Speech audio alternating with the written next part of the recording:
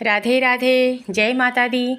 अगर आप माँ लक्ष्मी को प्रसन्न करना चाहते हैं तो सुबह उठते ही ये 4 शुभ कार्य करना शुरू कर दें। और ऐसा करने से घर में धन धान्य की कभी कमी नहीं होती है और घर में धन आने के रास्ते भी खुल जाते हैं। तो नवरात्रि का पावन महीना चल रहा है, जो कि गुप्त नवरात्रि चल रही है, जिसमें माँ दुर्गा के अलग अलग रूपों की आराधना की जाती है।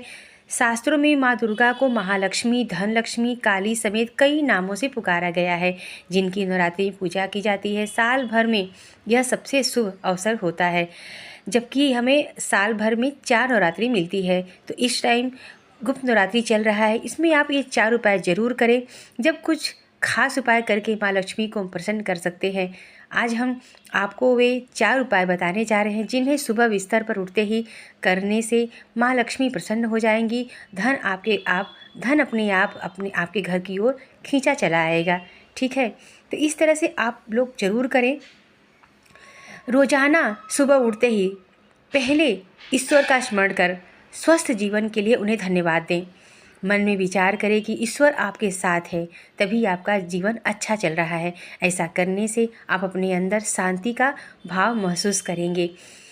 और कहते हैं कि अगर कठोर मेहनत के बावजूद आपके आर्थिक हालात बेहतर नहीं हो रहे हैं तो सुबह उठने के बाद ईश्वर के स्मरण के पश्चात अपनी हथेलियों का दर्शन करें। मान्यता है कि ऐसा करने से व्यक्ति माँ लक्ष्मी की खास कृपा बरसती है, मतलब उस व्यक्ति पर माँ लक्ष्मी की खास कृपा बरसती है। और हाथ देखते हुए महसूस करें कि आप स्वयं माँ लक्ष्मी, माँ सरस्वती, माँ दुर्गा के दर्शन कर रहे हैं। भगवान गणेश को शास्त्रों में प्रथम पूज्य माना गया है। कहते हैं कि अगर गणपति किसी पर प्रसन्न हो जाए तो उसे फिर किसी भी चीज़ की कमी नहीं रहती है।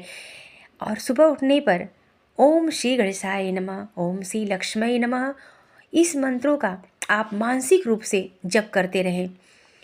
आप सुबह उठते ही इन मंत्रों का सुबह मानसिक रूप से जप करते रहें। ऐसा करने से भगवान श्री गणेश की कृपा बरसती है और महालक्ष्मी की, दोनों का जब एक साथ कृपा बरसती है ना, तो फिर लक्ष्मी भी आती है और पैसे की बचत भी होती है और पैसे की हम सही जगह पर इस्तेमाल कर पाते हैं। इस बात का हमें ध्यान रखना चाहिए। भगवान गणेश जी का ध्यान जरूर करना चाहिए सुबह उठते ही। सनातन धर्म में तुलसी के पौधे को बेहद पवित्र माना गया है। कहते हैं कि तुलसी में माँ लक्ष्मी का वास होता है, इसलिए अपने घर में और अपने घर के आंगन में तुलसी का पौधा जरूर लगाएं और रोज़ाना सुबह उसकी पूजा कर जल अर्पित करें। ऐसा करने से घर में सुख समृद्धि आती है। और सुबह आप जल दें, शाम को दीपक जलाएं, वहीं तुलसी के पास खड़े होकर परिक्रमा करें। इन सब कामों को अगर आप रोज़ाना अपनी दिनचर्या में शामिल कर लेते हैं तो माँ लक्ष्मी की कृपा बरसती ही है, इसमें कोई दो राय नहीं है। अगर हम इस टाइम नवरात्रि चल रहा है, इस नवरात्रि में हम श्री महालक्ष्मी के श्री सूक्तम का पाठ कर सकते हैं, कनक धारा का पाठ कर सकते हैं। हम ऐसे नहीं करते हैं तो क्या हुआ, लेकिन कुछ शुभ अवसरों पर जब हमारे जीवन में या फिर कभी जब शुभ अवसर आता है, जैसे कि नवरात्रि हो गई, कोई त्यौहार हो गया, उस पर हम अगर कनक धारा का पाठ, श्री सूक्तम का पाठ करते हैं तो हमें उसका फल अवश्य मिलता है। वैसे कहते हैं कि कनक धारा का पाठ कम से कम 3 साल अवश्य करनी चाहिए लगातार, और तब उसका फल परिणाम आपको दिखने लगता है। और श्री सूक्त का पाठ 6 महीने लगातार, मैं ये नहीं कहती हूँ 6 महीने करने बाद छोड़ दीजिए, 6 महीने में इसका प्रभाव दिखने लगता है। ज़रूर आपके घर में कुछ ना कुछ ऐसा होगा जिससे आपको लगेगा कि धन आने का रास्ता बन रहा है, कुछ अच्छा हो रहा है, घर में खुशियाँ आती हैं, माँ लक्ष्मी कृपा बरसती है। तो इन सब बातों का ध्यान रखिए। अगर आप नहीं कर सकते हैं तो अपने मोबाइल में बजा के रख दें। मोबाइल में आप देखिएगा तो आप ललिता सहस्त्र पाठ, लक्ष्मी सूक्त और कनक धारा पाठ, इन सब का आप मोबाइल में भी लगाकर सुन सकते हैं। अपने घर में रख देंगे तो आपके घर का वातावरण शुद्ध और सकारात्मक हो जाएगा। तो इस तरह से आप इन बातों का ध्यान रखें और अपने डेली जीवन में इन सबको शामिल करें।